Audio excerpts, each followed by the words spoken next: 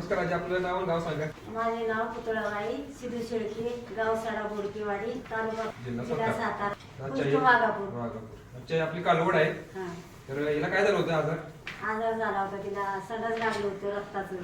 हा. असे म्हणजे जुलाब होत होतं. जुलाब रक्तातलं रक्त पडत होतं. हा, रक्त पडत होतं आणि पाक तिची जगण्याची म्हणजे अखेरीच थकली पाक. हा, म्हणजे जगम असं वाटलंच नाही तुम्हाला? वाटलंच नाही. डॉक्टर वगैरे तुम्ही बोलवले? बोलवले 2-3 वेळा डॉक्टर बोलवला, सलाईन लावल्या, दवा गोळ्या दिल्या, इंजेक्शन केली, पण हा. काय काय केलं पण ते जागेजवळ उठलंच नाही. म्हणजे काही खर्च केला पण काय बरं झालं असं वाटलं नाही? उपयोगच नाही त्याचा अच्छा झाला. अच्छा अच्छा अच्छा. हा. म्हणजे तुम्ही त्यानंतर आपलं ॲनिमल हेल्थ चार्जर हा. सकाळ सकाळी तुम्ही आला न्यायला? आलेली आल्या.